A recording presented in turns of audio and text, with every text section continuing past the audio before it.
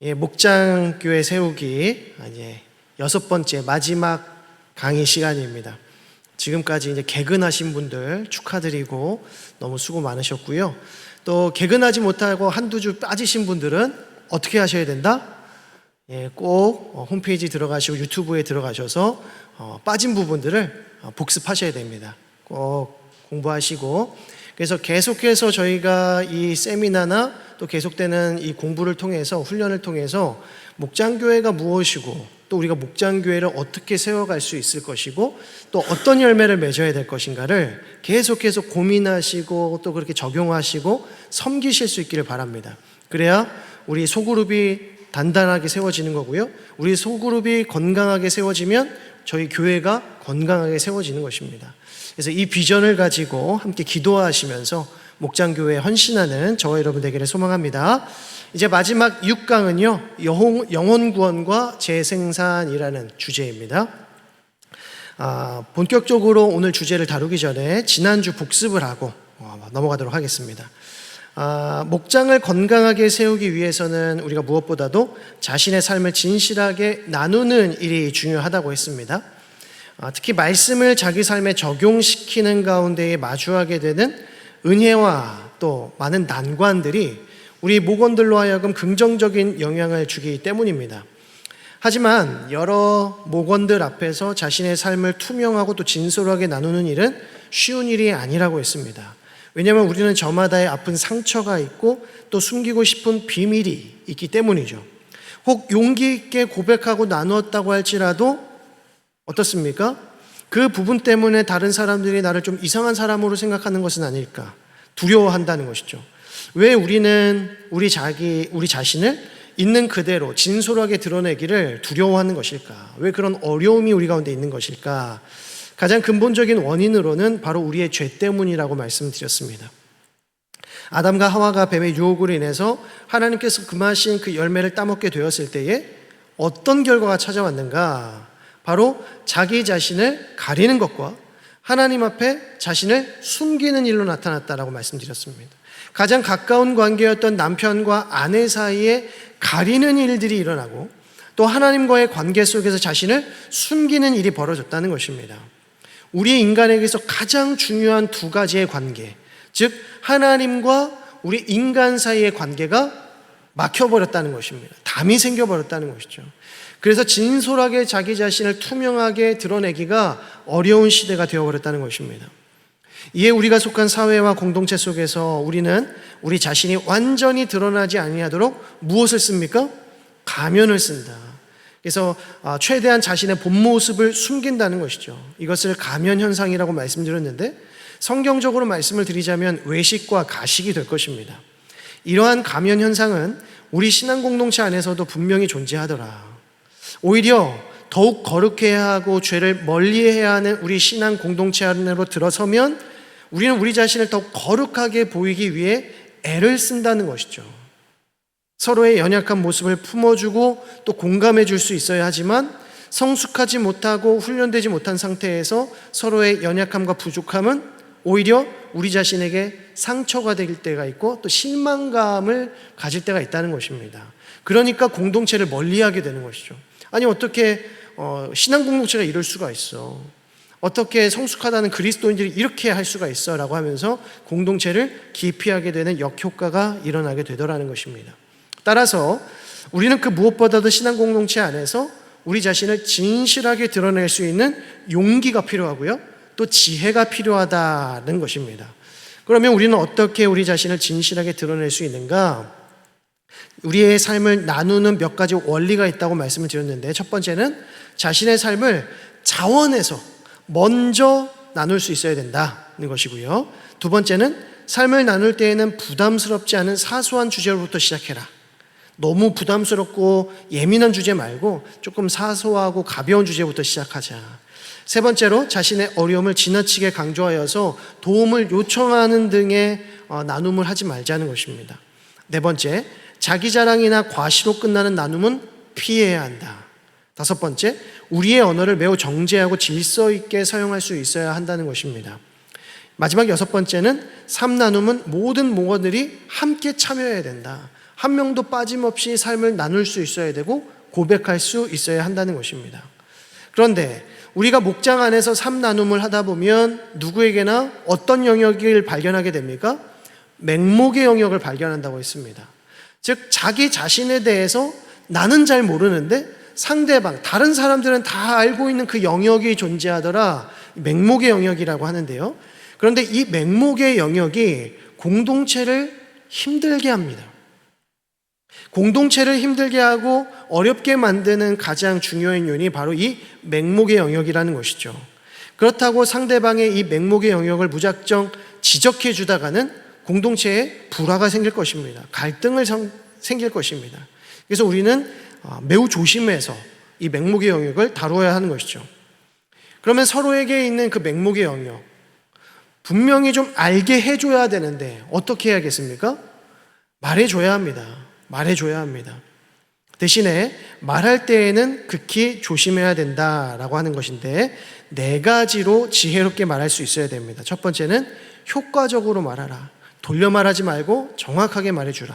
두 번째는 온유하게 말해주라. 이건 너만의 잘못이 아니고 나도 그런 모습들이 있다. 우리 모두가 그런 모습들이 있다라고 하는 것을 함께 공유할 수 있도록 겸손하고 온유하게 나누어야 된다는 것이죠. 세 번째로 자신이 직접 얘기해 줘야 된다. 이 사람 저 사람 통해 가지고 얘기하는 게 아니라 내가 직접 얘기해 주어야 된다는 것이죠. 그리고 몇 번 얘기해야 된다? 네, 여러 번 얘기해야 된다? 그러면 이제 싸우자는 얘기입니다. 한 번만 얘기하시면 됩니다. 한 번만 얘기하셔서 나에게 그런 모습이 있구나를 깨닫게 하는 것에 초점을 맞추시면 된다는 것입니다. 그래서 이 맹목의 영역을 말해 주실 때에는 진실하게 말씀하시되 사랑을 가지고 지혜롭게 직면할 수 있도록 도와주셔야 한다는 것입니다. 이처럼 자신의 삶을 나누고 또 서로의 삶을 나누면서 공동체를 건강하게 세워 나아간다는 것 결코 쉽지가 않습니다. 그래서 반드시 섬김과 헌신이 필요합니다. 사랑과 지혜가 필요하고요. 온유와 겸손이 필요합니다. 이것은 결국 성령의 열매입니다. 성령의 열매. 그래서 우리는 무엇보다도 성령을 의지함으로써 공동체의 하나됨을 이루어가야 한다는 것이죠. 그 속에서 행복을 누리고 또 영적으로 성장하면서 연약한 성도들을 함께 돌아보면서 이 우리의 공동체, 이 소그룹 공동체의 목장 공동체를 세워나가야 됩니다. 그러려면 우리가 성령으로 충만하려면 어떻게 해야 될까요? 기도하셔야 됩니다. 기도하셔야 됩니다. 우리가 목장을 아름답게 세우고 목장교회로 든든히 세워지기 위해서는 항상 기도하시면서 성령의 도우심을 구하는 저와 여러분들 되시기를 간절히 소망합니다.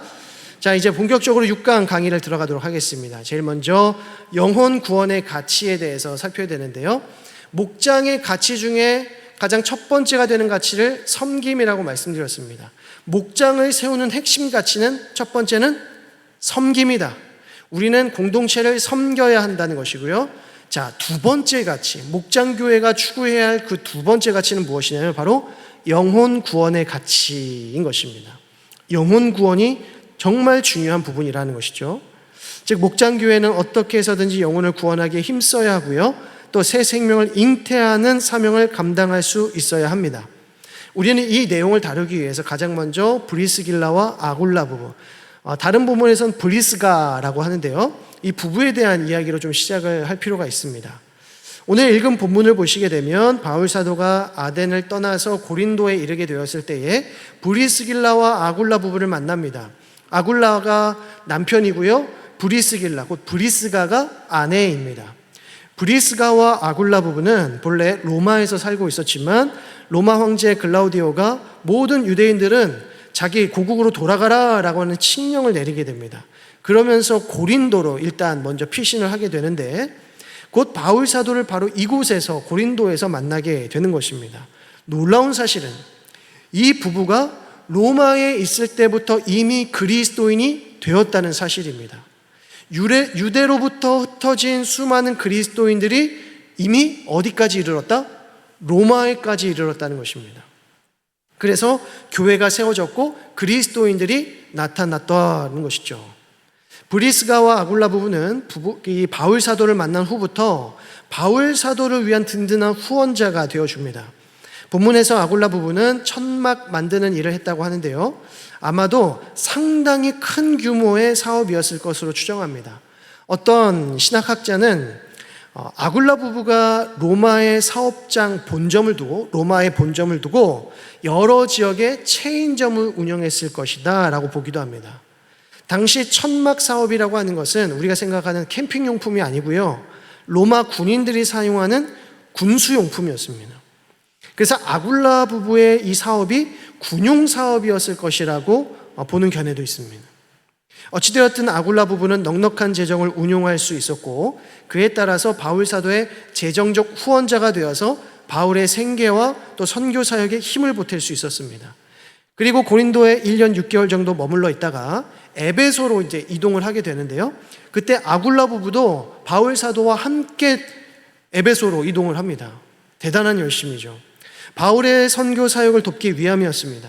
후에 바울 사도는 에베소에서 2년 3개월 동안 머무르게 되었는데, 그때에도 아굴라 부부가 제공한 집에서 살아가게 됩니다. 이처럼 아굴라 부부는 바울 사도의 선교 사역에 든든한 후원자가 되어 주었다는 것이죠. 바울 사도의 선교 사역에 필요한 부분들을 공급해 주었다는 것입니다. 자, 그런데 아굴라 부부가 단지 바울 사도의 물질적인 후원자만 되었던 것은 결코 아니었습니다. 로마서 16장 4절의 말씀을 보면 그들은 내 목숨을 위하여 자기들의 목까지도 내놓았나니 라고 합니다. 아굴라 부부는 바울 사도가 죽음의 위협에 처하게 되었을 때에 자신의 생명을 아끼지 아니하고 바울 사도를 보호해 주었다는 것이죠. 그리고 아굴라 부부는 아볼로라고 하는 영적 지도자를 온전히 세워준 것으로 유명합니다. 바울 사도와 함께 에베소에 왔었던 아굴라 부부는 바울 사도가 잠시 에베소를 떠나 있었던 사이에 아볼로라고 하는 영적인 지도자를 만나게 되는데, 아볼로는 당시에 유대인 회당을 두루다니면서 설교하는 순회 설교자였습니다. 언변이 탁월한 인물이었죠. 그런데 그리스도의 복음에 대한 이해가 조금 부족했었던 것으로 보입니다. 그래서 이 아굴라 부부가 그를 따로 불러다가 그리스도의 복음에 대하여 조금 더 자세하게 설명해 주었다고 합니다. 아굴라 부부는 단지 재정적으로만 교회를 섬겼던 것이 아니라 성경 공부, 꼭 성경을 가르칠 수 있을 정도의 영적인 지식이 있었다는 것을 알 수 있는 것이죠. 또한 아굴라 부부는 가는 곳곳마다 자신의 가정을 예배 처소로 제공해 주었습니다. 고린도전서 16장 19절의 말씀을 보면 아시아의 교회들이 너희에게 문안하고 아굴라와 브리스가와 그 집에 있는 교회가 주 안에서 너희에게 간절히 문안하고 라고 합니다. 고린도전서를 기록한 바울 사도는 에베소에 있는 동안 아굴라 부부의 가정에서 모여 말씀을 강론하고 기도하고 예배를 드렸다는 것입니다.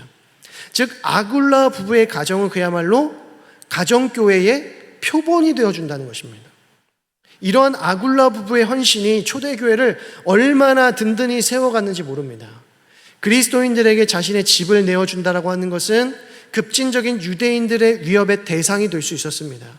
데살로니가의 야손의 집 사람들이 큰 위협을 받았듯이 자기의 집을 많은 그리스도인들에게 제공한다는 것은 위험한 일이 될 수 있었다는 것이죠. 그럼에도 아굴라 부부는 어디서든지 자원하여서 사역자들을 섬겼고 교회를 섬기고 성도들을 섬겼다는 것입니다.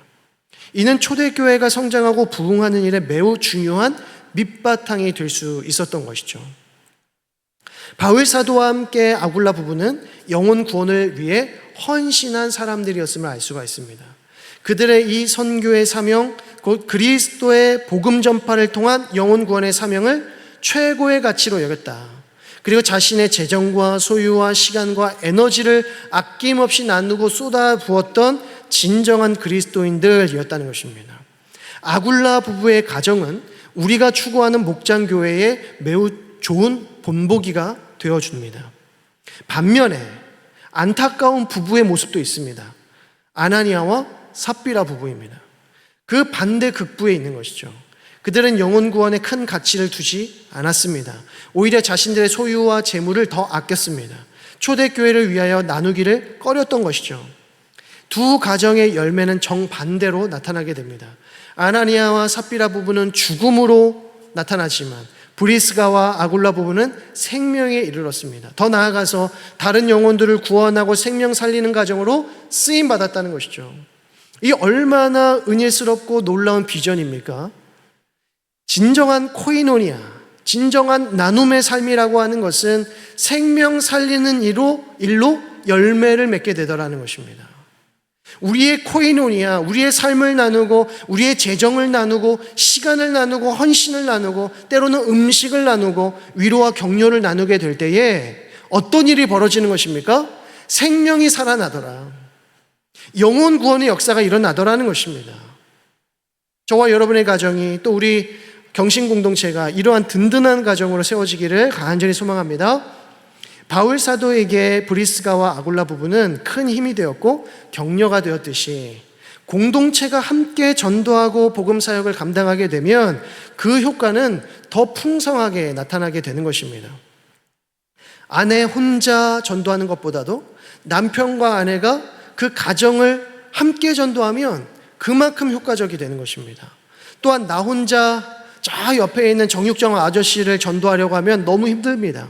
그러나 목장의 목원들이 함께 관심을 갖고 그 정육점 아저씨에게 복음을 전하게 되면, 방문하게 되고 그만큼 관심을 쏟아내면 전도할 효과가 더 커지게 되는 것이죠. 전통교회와 목장교회의 차이점이 바로 여기에 있다고 할 수 있습니다. 전통교회는 전도를 개인적인 영역으로 국한시킵니다. 그런데 목장교회는 전도를 공동체적인 사명으로 여깁니다. 자기 목장에서 목원들 개개인이 작정한 태신자는 작정한 어떤 목원만의 태신자가 아니라, 작정한 사람만의 태신자가 아니라 누구의 태신자다? 목원들 전체의 태신자가 된다는 것입니다. 그래서 함께 기도하게 되고 함께 관심을 쏟게 되고 그 사람들의 일상과 그들의 삶의 현장에 대해서 관심을 기울이게 된다는 것입니다. 교회 성장학의 통계에 따르면요, 예수님을 알지 못했던 불신자가 전도를 받아서 처음 교회에 오게 되었을 때에 6개월 내에 6명 이상의 성도들과 친교를 맺게 되면 평생 신앙생활로 이어질 확률이 90% 이상이 되어진다고 합니다. 그러나 힘들게 교회를 출석해서 수개월이 흘렀음에도 불구하고 교회에 아는 사람이 한두 명뿐이게 되면 그만큼 신앙생활 자체를 포기하게 될 가능성이 높아지는 것이죠. 아프리카 속담에 이런 속담이 있습니다. 아이 하나를 키우기 위해서는 하나의 마을이 필요하다. 아이 한 명을 키우기 위해서는 마을이 필요하다, 온 마을이 필요하다 그랬습니다. 무슨 말입니까? 한 아이를 장성한 어른으로 성장하게 하고 성숙하게 하기 위해서는 부모의 힘만으로는 불가능하다는 것입니다.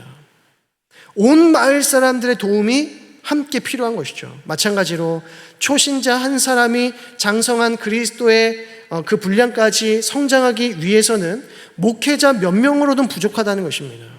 목장이 필요하고 목장 교회가 필요한 것입니다. 천하보다 귀한 한 영혼을 구원하기 위해서 목장과 교회가 함께 섬겨 나아가야 하는 것입니다. 자, 이제 2-3을 하겠습니다. 목장은 섬김을 통해서 전도해야 한다는 것입니다. 세상에서 섬긴다라고 하는 표현은 좋은 표현입니까? 조금 안 좋은 표현입니까? 세상에서 섬긴다라는 것이 그렇게 좋은 뉘앙스는 아닙니다. 왜냐하면 섬기는 일은 낮은 자리에 있는 사람들, 가지지 못한 사람들, 힘없는 사람들이 높은 자리에 있는 사람들, 많이 가진 사람들, 힘 있는 사람들을 향해 취하는 자세로 여기기 때문입니다. 즉, 섬기는 일은 종이나 노예가 하는 일이다라고 생각을 합니다. 그런데 이 말이 맞는 말입니다. 섬기는 것은 종이나 노예가 하는 것 맞습니다. 그래서 우리는 세상 사람들의 종으로서 그들을 섬기는 것입니다. 예수님께서는 제자들의 발에 손수 씻겨주심으로 섬김의 본을 보여주셨습니다. 섬김은 낮은 자세로 하는 것입니다. 종이 되어야 하는 것입니다. 상대를 높여주어야 하는 것이고요, 상대를 존경해야 가능한 일입니다. 그래서 저와 여러분들은 이 세상에 대하여서 그렇게 하면 된다는 것입니다. 그렇게 하면 세상이 감동하더라, 놀라워하더라는 것입니다. 예수님께서 제자들의 발을 씻기셨을 때 제자들이 얼마나 놀라워했으며 얼마나 감동했겠습니까? 우리가 왜 그리스도의 사랑에 감동하고 놀라워하는 것입니까? 그분이 우리를 위하여 죽으셨기 때문입니다. 우리를 위하여 죽기까지 낮아지셨기 때문에 우리가 그분의 사랑에 감동하고 놀라워하는 것 아닙니까? 그리고 그 희생이 우리를 변화시킨다는 것이죠. 그리스도의 사랑으로 세상을 섬기게 되면 세상 사람들은 반드시 감동을 얻게 되고 그 감동을 통하여서 변화된 삶을 얻게 될 줄로 믿으시기 바랍니다. 자, 우리 이제 다음으로 B를 보게 되는데요.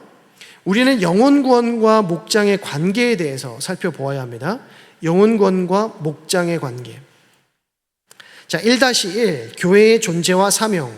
하나님께서는 우리 믿는 자들에게 가장 원하시는 일이 무엇인가? 저와 여러분들에게 가장 원하시는 일이 무엇입니까? 지난번에 어떤 세미나를 기억해 볼 때 하나님의 나라, 하나님의 공동체를 세우는 것을 하나님께서 가장 기뻐하신다. 그래서 심히 좋은 공동체로 여기신다는 거죠. 하나님께서는 천지를 창조하시고 인류를 창조하실 때부터 공동체로 세우셨습니다. 특별히 하나님의 통치와 다스림에 순종하는 하나님 나라 공동체를 세우십니다. 그러나 인류가 죄에 빠지게 되면서 가장 먼저 무너진 것이 무엇입니까? 바로 공동체죠. 그러나 인류가 이 죄에 빠지게 되면서 무너지기 시작한 이 공동체를 무엇이 다시 세웁니까? 우리 교회 공동체가 다시 세우는 것입니다. 하나님은 죄악된 인류를 가만히 내버려 두지 아니하시고 예수 그리스도로 말미암아 새롭게 재창조하시는 것입니다. 새롭게 재창조된 성도들은 다시 주님의 이름으로 모이기 시작하는데 그것이 바로 공동체, 우리 교회 공동체라고 하는 것입니다. 우리는 모여서 무엇을 하는 것입니까? 하나님의 말씀을 나눕니다. 기도합니다. 또 하나님을 찬미합니다. 하나님을 예배하는 것이죠. 하나님의 뜻과 계획에 순복하기로 결단하고 어디를 가든지 하나님 나라를 선포합니다. 바로 이것이 교회의 사명이죠. 하나님께서 이 땅에 교회를 세우신 이유는 죄로 말미암아 무너졌던 영적인 공동체, 즉 하나님 나라의 공동체를 다시 일으켜 세우시기 위함이라는 것입니다. 따라서 교회는 이 땅에 하나님 나라의 복음을 전파함으로써 주님 오실 때까지 영적인 공동체를 세워 나아가야 하는 것이죠. 자, 그래서 저와 여러분들은 이 거룩한 교회의 이름으로 모이는 것입니다. 그래서 교회를 모이는 공동체라고 부릅니다. 우리는 모여서 함께 기도하고 말씀을 나누고 하나님의 은혜를 나눕니다. 모이는 것이 축복이고요, 모이는 것이 은혜입니다. 엄밀하게 말씀을 드리면 교회는 성도들이 모이는 공동체가 아니라 우리가 막 모인다고 이게 우리가 교회 공동체가 되는 것이 아니라 하나님께서 성도들을 불러 모으신 공동체가 교회입니다. 우리가 우리의 뜻 가운데서 모인 공동체가 교회가 아니라 하나님께서 그 공동체 가운데 성도들을 불러 모으시는 거죠. 이게 바로 교회입니다. 하나님께서 성도들로 하여금 교회로 모이시게 하셨다가 다시 어떻게 하십니까? 저희가 오후 예배 끝나면 어떻게 하세요? 다 집에 돌아가셔야 되잖아요. 또 일주일 동안 이 세상 가운데서 살아가셔야 되잖아요. 이게 무엇입니까? 흩어지는 공동체죠. 교회는 모이는 공동체였다가 다시 흩어지는 공동체가 되어야 됩니다. 모이면 예배하고 모이면 기도하고 모이면 찬양하고 예배하면 말씀을 나누지만 흩어지면 뭐합니까? 하나님의 복음을 전파하는 것이죠. 우리가 흩어지면 예수의 복음을 전파하는 것입니다. 그리스도의 증인으로서 살아가야 된다는 것이죠. 주님 오실 때까지 이 사명은 계속 되어지는 것입니다. 바로 여기에 우리 목장의 존재 목적이 있다고 할 수 있습니다. 이 사명을 위해 우리는 목장으로 모이는 것이고요, 목장이 함께 영혼 구원에 동역하도록 힘써야 하는 것입니다. 그래서 목장은 영혼 구원을 위한 공동체가 되기 위해서 다음과 같은 원리들을 추구해야 됩니다. 자, 8가지를 제시해 드리려고 하는데요. 목장은 영혼 구원의 공동체로서 다음과 같은 원리를 추구해야 된다. 첫 번째로, 모든 목원들이 영혼 구원의 사명을 깊이 인식하고 그것을 위해 헌신해야 한다는 것입니다. 영혼 구원의 사명이 우리에게 가장 중요하다는 것을 인식하셔야 된다. 두 번째로, 목장지기와 모든 목원들이 서로 영혼 구원을 위해서 헌신하도록 뭐 해야 된다? 격려해야 된다. 헌신합시다. 영혼 구원합시다. 세 번째로, 목장이 영적으로 건강하고 목원들이 자랑할 만한 공동체가 되어야 된다. 목장은 건강해져야 할 뿐만 아니라 모든 목원들이 우리 목장을 자랑스럽게 여겨야 된다는 것입니다. 자, 네 번째, 목원들 각자가 태신자를 정하고 모일 때마다 목원들이 정한 태신자들을 위해서 뭐 해야 된다? 기도해야 한다. 다섯 번째, 자신이 정한 태신자를 최선을 다해 섬기되 다른 목원의 태신자를 섬기는 일에도 최선을 다하셔야 한다는 것입니다. 내가 정한 태신자만 중요한 게 아니라 다른 목원들의 태신자도 너무나도 중요하다. 왜? 이게 이제는 목장의 일이 되는 것입니다. 자, 여섯 번째, 태신자를 목장으로 초대하는 것으로 목표를 삼아야 되는 것입니다. 태신자를 우리의 목장으로 초대해야 된다. 일단 목장으로 초대한 후에 교회로 이끌게 되면 전도가 더 수월해진다는 것입니다. 자, 일곱 번째, 태신자를 목장으로 초대하는 것이 궁극적인 목표가 아니라 태신자가 예수님을 영접하여 구원받는 것이 궁극적인 목표임을 되새겨야 된다는 것입니다. 태신자를 우리의 목장으로 딱 초대했어요. 아, 우리는 성공했다. 우리 태신자가 우리 목장으로 드디어 모였어. 근데 이것이 목표가 아니라는 것입니다. 오히려 이것은 시작일 뿐이다. 목표는 무엇입니까? 이 태신자가 예수님을 영접하여서 구원을 받게 하는 것, 세례를 받게 하고 하나님의 백성들로 거듭나게 하는 것이 궁극적인 목표라는 것입니다. 자, 여덟 번째, 태신자가 목장을 방문했을 때 열렬하게 환영하는 동시에 어색하지 않도록 배려해 주어야 된다는 것입니다. 이제 저와 여러분들이 만들어가야 할 우리의 목장 모임은 이런 열린 공동체가 되어질 것입니다. 그래서 이 열린 공동체를 통해서 우리가 작정한 태신자들이 목장으로 먼저 들어오게 되는 것이죠. 물론 어떤 분들은 목장이 먼저가 아니라 우리 교회를 먼저 방문하게 될 수도 있습니다. 그러나 그게 크게 중요한 것은 아니고 우리가 태신자를 작정하고 목장으로 초대하는 이 패턴이 굉장히 중요하다는 것이죠. 이것이 우리에게 잘 자리가 되고 또 뿌리가 내리게 되면 건강하게 성장할 수 있게 된다는 것입니다. 자, 두 번째로 영혼 구원과 목장의 성장에 대해서 볼 텐데요. 공동체적인 헌신이 필요하다. 우리는 지난 시간에 목장의 방향성에 대해서 배웠습니다. 목장은 최종적으로 어디로 흘러가야 됩니까? 앞으로의 방향성, 전진성을 가져야 된다. 그럼 그 전진성이 무엇입니까? 전도지향적, 선교지향적이라는 것이죠. 목장은 영혼 구원을 위한 방법론적 측면에서 개인적 전도의 방법이 아니라 공동체적 전도의 방법을 추구합니다.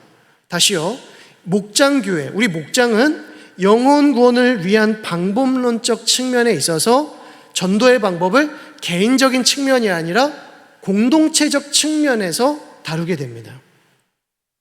이 말인즉슨 개인적 전도, 개인 전도를 하지 말라는 것이 아니라 공동체적 전도를 강조한다는 의미가 되는 것입니다. 개인적 전도를 하지 말라는 게 아닙니다. 개인적 전도, 개인적으로 전도한다고 하는데 그걸 누가 맡겠습니까? 그런데 교회가 감당해야 할 영혼 구원의 사명을 개인에게만 국한시키지 않겠다는 것입니다. 공동체적으로 감당하겠다라는 의미이죠. 초대교회의 전도 방식이 개인적이었다라고 생각하는 것은 큰 오산입니다. 그 누가 홀로 복음을 전파했습니까? 초대교회에 혼자서 복음 전파했던 사람은 없습니다. 이방인의 사도로 부름받은 바울 사도 역시도 홀로 선교사역 감당하지 않았습니다. 늘 선교의 동역자들이 그 곁에 있었다는 것이죠. 뿐만 아니라 바울 사도를 통하여서 처음 복음을 접했던 루디아와 또 간수는 어떻습니까? 그들 역시도 빌립보 교회를 세울 때에 루디아 혼자, 간수장 혼자 세운 게 아니라 그들의 가정이, 그리고 그들이 함께 빌립보 교회를 세우고 이 빌립보 교회를 통하여서 영혼 구원의 사명을 감당할 수 있었다는 것입니다. 공동체적이었다는 것이죠. 우리의 목장은 멈춰있는 목장이 되어서는 안 된다는 것입니다. 개인적으로는 활발하게 전도를 하면서도 정작 목장이 정체되어 있다? 그것은 건강한 전도의 방식이 아닙니다. 목장이 함께 움직이고 함께 전진해야 된다는 것이죠. 한 사람의 목원이 태신자를 작정하게 되면 그 태신자는 결코 그 한 목원만의 태신자가 아니라 목원 전체의 태신자가 되는 것입니다. 목원이 그 한 목장에 6명의 목원이 있다고 한다면 6명의 태신자가 작정되는데 이 6명의 태신자는 이 목장 모두의 태신자가 되는 것입니다. 그래서 계속해서 관리하시고 기도하시고 또 초청하셔야 되는 거예요. 자, 2-2 넓은 의미의 전도. 신앙생활을 아무리 오래한 성도라도 전도를 힘들어하는 분들이 있습니까? 없습니까? 있어요? 없어요? 전도가 너무 힘듭니다. 목회자인 저도 전도가 힘듭니다. 그래서 전도라는 말만 나와도 쥐구멍으로 숨고 싶은 분들이 많이 계시죠. 자, 여기서 한번 질문해 보겠습니다.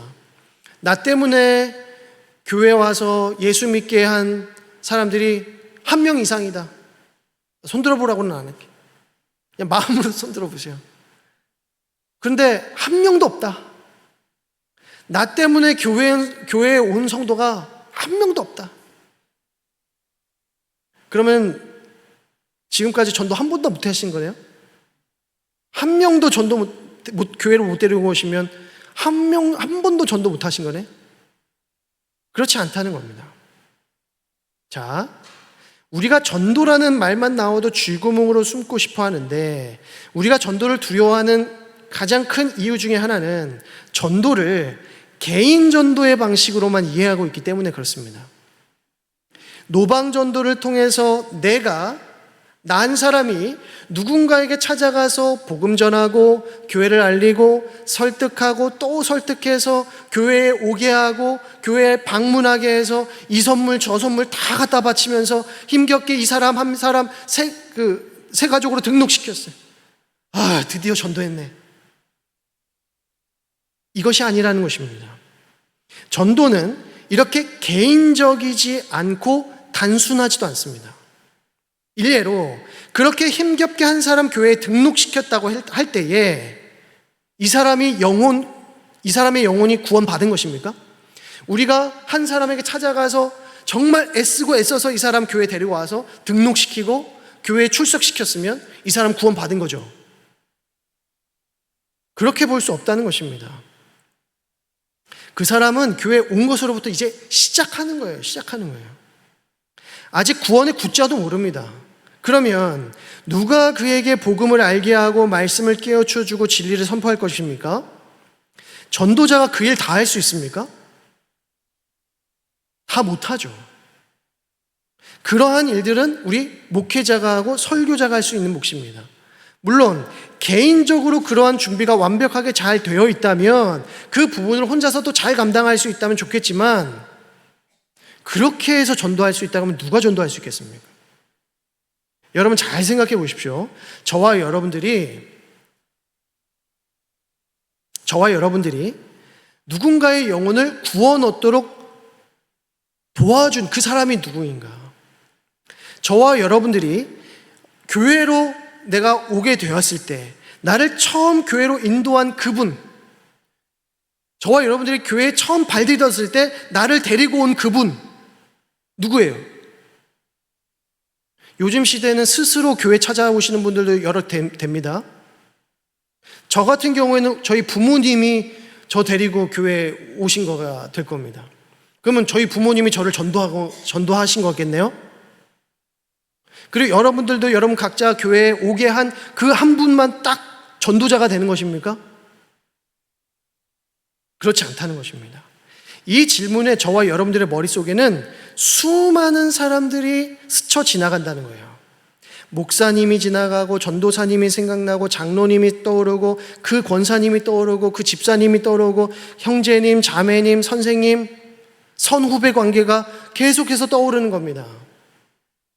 내가 하나님의 백성으로 하나님의 자녀로 하나님의 참된 성도로 세워지기까지 나를 교회로 데려온 사람도 있지만 예수 믿게 하고 복음을 전파해주고 나를 관리해주고 나에게 사랑을 베풀어주고 나에게 도움을 주었던 수많은 그리스도인들이 있다는 것이죠. 전도는 이렇게 되어지는 것입니다. 교회를 데리고 왔다고 해서 전도가 아니고, 교회로 데리고 와서 등록을 하게 했다고 전도가 아니고, 진정한 전도는 이 사람을 구원 얻게 하는 일이라는 것입니다. 그래서 어떤 분들은 데리고 오지만 어떤 분들은 어떻게 하세요? 환영해 줍니다. 어떤 분들은 환영을 더 잘해 주십니다. 품어주시는 데 은사가 있는 분들이 계세요. 어떤 분들은 기가 막히게 데려오시는 분들이 있어요. 그런 분들이 어떤 분들입니까? 다 전도왕 하시잖아요. 전도왕 권사님, 전도왕 집사님. 근데 제가 이렇게 또 뒷이야기 해서 죄송하지만 어떤 교회에 전도왕 하신 분들이 있어요. 근데 그분들의 은사는 정말 딱 교회에 데려오는 것까지, 그 다음은 아무것도 못하셔. 구역을 딱 맡겨드리면 구역의 사람들이 다 빠져나가요. 참 신기해요. 근데 전도왕이셔요. 이게 은사가 틀리다는 겁니다. 어떤 분들은 정말 교회에 잘 데리고 오시는 분들이 있는가 하면, 어떤 분들은 데리고 온 그분을 잘 환영해 주시는 분들이 있고요, 어떤 분들은 그 데리고 온 그분과 함께 식사를 하면서 대화를 해주는 은사를 가지신 분들이 있어요. 또 어떤 분들은 계속 연락해 주시면서 관리해 주시고 돌봐주시는데 은사를 가지고 계신 분들이 있어요. 그러니까 이게 다 다른 영역이라는 것입니다. 그런데 이것이 다 무엇입니까? 이게 다 전도다. 그러니까 저와 여러분들이 교회에 데리고 온 사람은 한 명도 없을지 몰라도 데리고 온 분을 섬기고 성장하게 하고 돌보고 관리해 준 그 부분에 있어서는 아마 더 많은 영혼들이 있을 것입니다.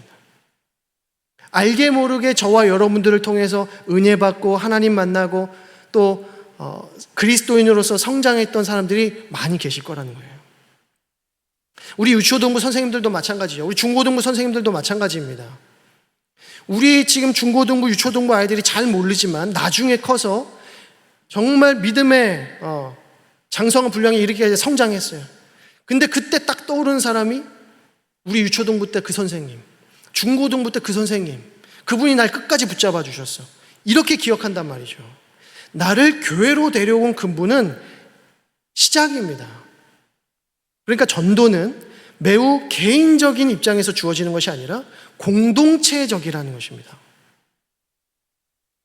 목장의 강건함이 바로 여기에 있습니다. 이러한 넓은 의미의 전도가 목장교회가 추구해야 할 전진성이라고 하는 것입니다.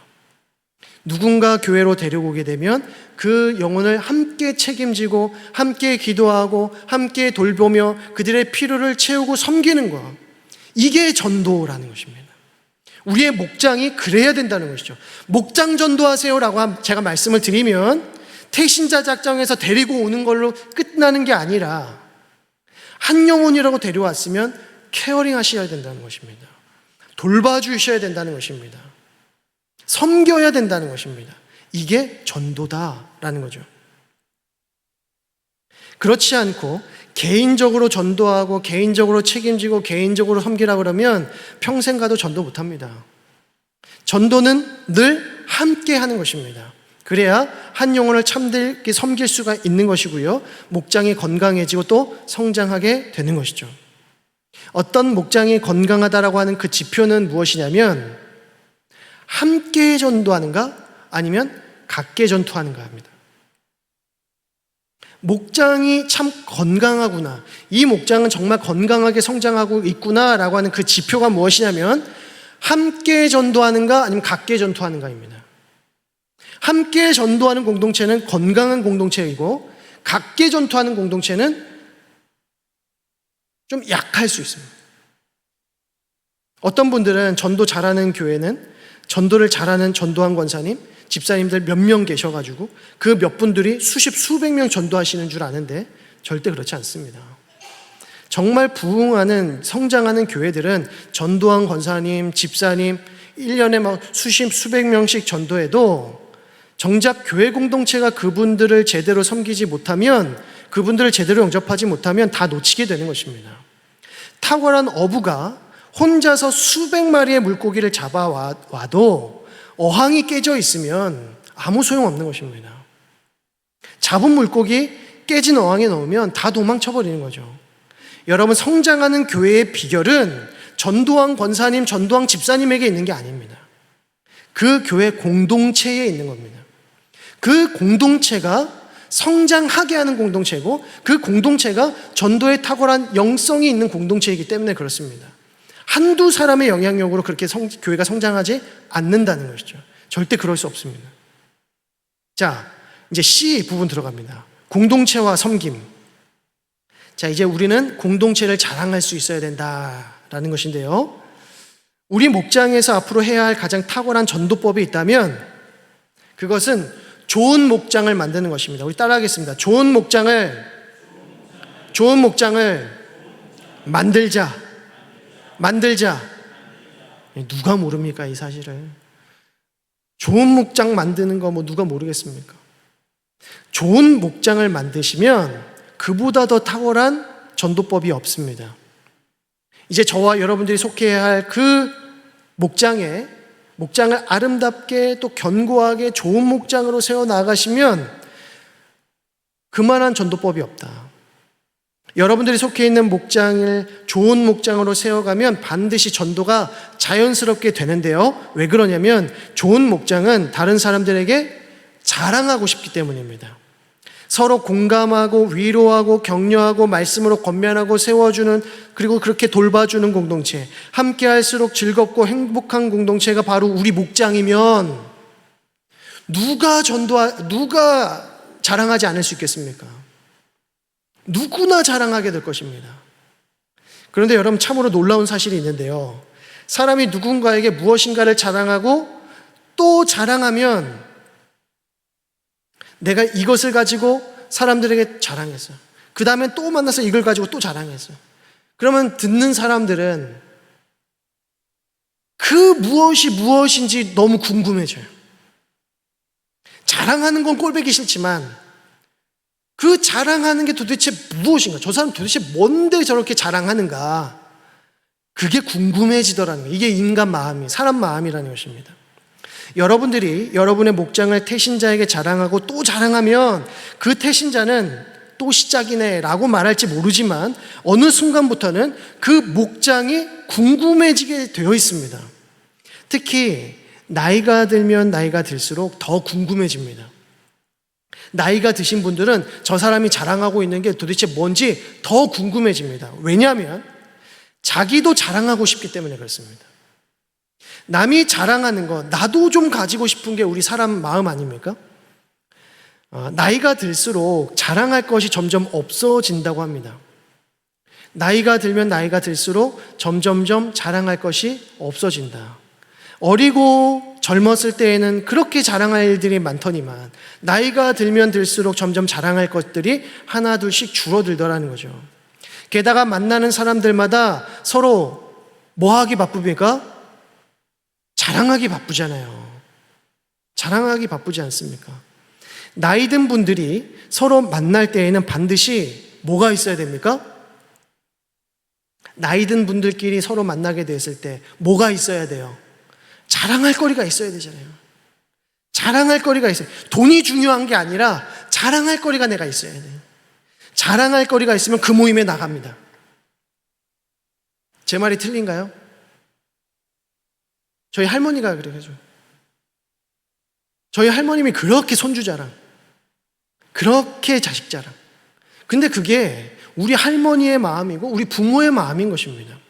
그래서 어떻게든지 내가 자랑할 거리가 하나 있어야 돼. 왜냐하면 그 모임에 가면 저분이 또 자랑하고 저분이 또 자기 자랑하고 또 저분이 또 자기 자랑하거든요. 그러니까 나도 뭔가 자기 자랑할 게 있어야 그 모임에 나갈 수 있다는 것이죠. 그래서 젊었을 때에는 입을 옷이 없으면 사람들 안 만난다고 하지만 나이가 들면 자랑할 게 없으면 사람들 안 만나게 되더라는 것이죠. 이런 의미에서 우리가 목장을 자랑하고 교회를 자랑하는 것은 결코 부끄러운 일이 아닙니다.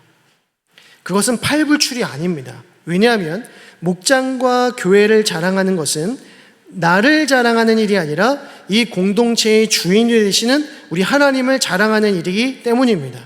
더 나아가서 그 자랑을 듣는 이들로 하여금 진정한 행복과 축복을 얻도록 하는 일이기 때문에 그렇습니다. 그래서 목장과 교회를 마음껏 자랑하셔야 돼요. 마음껏 자랑하기를 멈추시면 안 됩니다.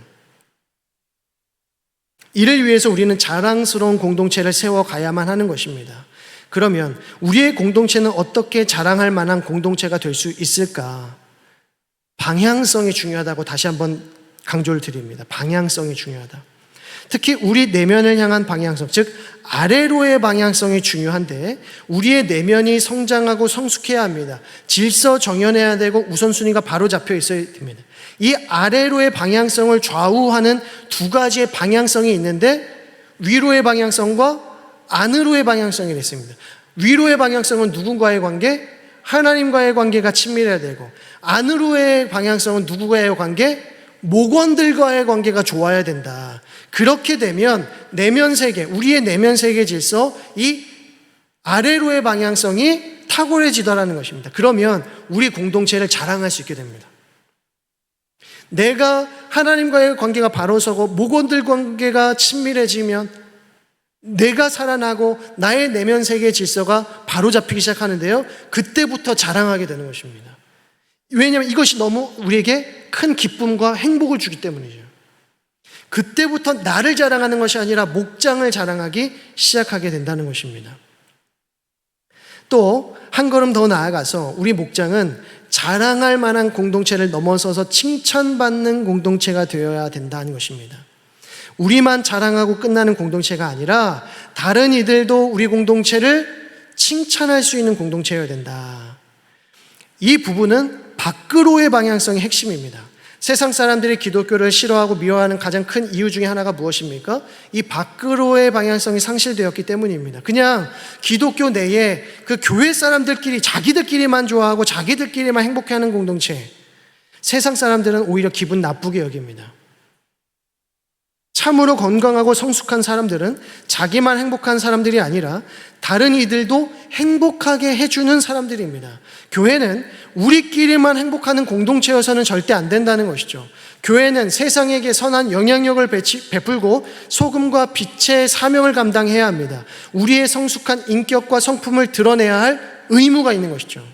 그래야 세상으로부터 신뢰와 존경을 받게 되는 것입니다.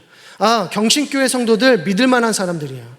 경신교회의 성도들 신뢰할 만한 사람들이야. 얼마나 온유한지 몰라. 얼마나 겸손한지 몰라. 그게 이 지역 가운데 소문이 나야 된다는 것이죠. 우리만 행복하고 우리만 즐겁고 우리만 기뻐하면 건강하지 못하다는 것입니다. 세상으로부터 신뢰와 존경을 받는 공동체, 칭찬받는 공동체가 되어야 된다는 것이죠. 마지막 두 번째로 섬김을 통한 영혼 구원. 자, 그래서 우리는 세상을 섬겨야만 한다는 것이죠. 왜냐하면 섬김은 세상을 감동시키기 때문입니다. 우리가 십자가 복음을 들을 때마다 감동이 일어나고 감격이 일어나는 이유가 무엇일까요? 십자가야말로 섬김의 극치이기 때문에 그렇습니다. 예수님께서 이 땅에 오신 이유는 섬김을 받으려 함이 아니라 섬기려 함이고 오히려 자기 목숨을 대속물로 주시기까지 우리를 섬기셨습니다. 그러하기에 십자가는 감동입니다. 그러하기에 복음은 감격입니다. 그 누가 우리를 이렇게 사랑으로 섬겼는가? 그리스도의 섬김은 부모의 섬김을 뛰어넘는 사랑이죠. 우리 부모님께서 우리를 얼마나 섬기셨습니까? 자신의 모든 인생을 다 바쳐서 자신의 이름도 잊어버리면서까지 우리를 섬기셨습니다. 어머니 아버지의 그 사랑이 우리를 얼마나 감동시키게 합니까? 우리 얼마나 감격하게 합니까? 예수 그리스도의 사랑, 하나님의 사랑은 이 부모님의 사랑을 뛰어넘는다는 것입니다. 그래서 예수 그리스도의 십자가의 희생과 그 섬김은 우리에게 감동 그 자체다라는 것입니다. 그런데 문제는 기독교에는 감동이 없더라. 이것이 지금 이 시대, 현대교회의 가장 큰 문제점입니다. 교회에 감동이 없다. 교회는 세상에게 감동을 주는 법을 잃어버렸다, 잊어버렸다는 것입니다. 세상이 교회를 통해서 감동받는가? 세상이 교회 때문에 감격하는가? 왜 세상이 교회로 인하여 감격하지 못하고 감동하지 못할까요? 섬기지 못하기 때문입니다. 섬김을 상실했기 때문입니다. 교회가 세상을 섬기면 그 섬김은 반드시 그들을 감동하게 하고 감격하게 하는 것이죠. 그들이 감동하고 감격하면 공동체를 사랑하게 되고 칭찬하게 되고 결국 그 공동체로 나아올 수 있게 되는 발걸음이 된다는 것입니다. 따라서 우리는 세상을 섬기는 공동체여야 된다. 우리 경신 공동체는 목장교회로 시작해서 소그룹 공동체를 세우면서 시작하지만 결국 어디까지 나아가야 된다? 세상으로 나아가야 된다. 밖으로 나아가야 되고 전진해야 된다. 앞으로 나아가야 된다는 것입니다. 이것이 우리 목장이 추구해야 할 방향성이라는 것을 늘 기억하시고 인식하시고 또 추구해 나아갈 수 있기를 바랍니다. 말씀을 정리하겠습니다. 자, 이제 길고 길었던 6주간의 세미나의 이 마지막 방점을 찍습니다. 마지막 방점은 목장지기 훈련 들어오셔야 된다는 겁니다. 목장지기 훈련이 언제부터 시작되죠? 목장지기 훈련 언제부터 시작한다고 했습니까? 9월 12일 목요일부터. 다음 주부터 신청을 받고 2주간 신청을 받고 조금 늦게 오시는 분들은 수요일까지 제가 신청을 받겠다는 말입니다. 신청을 받겠습니다. 목장지기 훈련반. 근데 이 목장지기 훈련반에 대한 오해가 있으세요. 그리고 우리 권사님들도 여러 또 우리 장로님들도 부담스러워 하시는 부분 중에 하나 뭐냐면 이거 또 목장 세미나 이거 끝나면 또 목사님 나보고 또 리더스라 그럴 거고 또 목장지기 하라 그럴 텐데 이거 분명한 건데 이거 너무 부담스러운데 라고 하실지 모르겠습니다. 제가 충분히 이해합니다. 그래서 목장지기 훈련반이 필요한 겁니다. 목장지기 훈련반이 12주 과정으로 진행되게 되는데요. 목장지기 훈련반을 들어오신다고 해서 목장지기가 되는 것은 절대 아닙니다. 결코 아닙니다.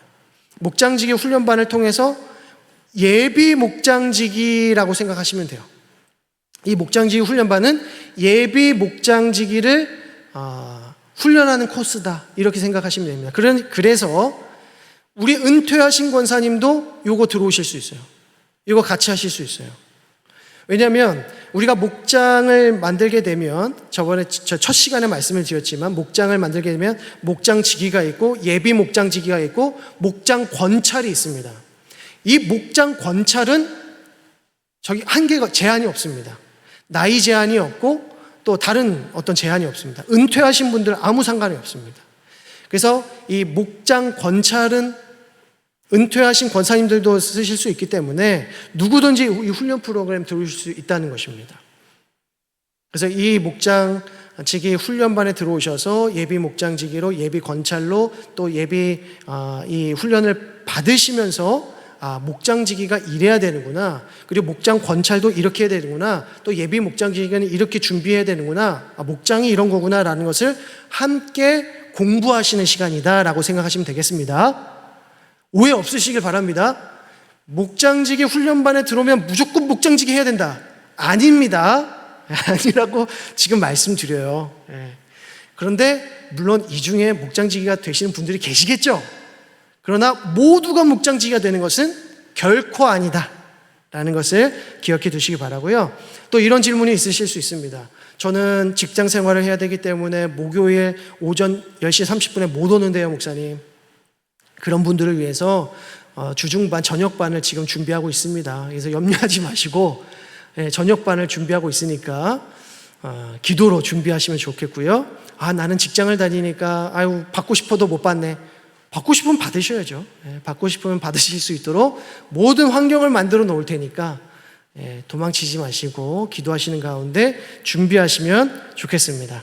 자, 우리 마지막으로 7가지 슬로건 외치고 모임을 마치도록 하겠습니다. 자, 제가 선창을 하겠습니다. 공동체와의 관계, 헌신, 만인 제사장설, 영적 성장, 영혼 구원, 재생산, 목장 교회와의 관계. 목장 교회를 견고히 세워나가는 저와 여러분들에게 소망합니다. 기도하시겠습니다. 하나님 아버지의 은혜와 사랑을 감사드립니다. 이 오후의 시간에도 함께 예배하며 특별히 소그룹 세미나로 이 마지막 시간까지 보내게 하여 주시니 감사드립니다. 우리 모든 성도들 은혜해 주시고 특별히 목장 교회에 대한 비전을 허락하여 주시어서 하나님께서 원하시는 아름다운 공동체 든든히 세워나갈 수 있도록 인도하여 주시옵소서. 무엇보다 이 목장 가운데서 함께 헌신하며 섬길 수 있도록 인도하여 주시되 특별히 영혼 구원의 사명을 가지고 함께 헌신하며 함께 전도하며 함께 아름다운 공동체를 세워나갈 수 있도록 인도하여 주옵소서. 감사드리며 예수 그리스도의 이름으로 기도드립니다. 아멘.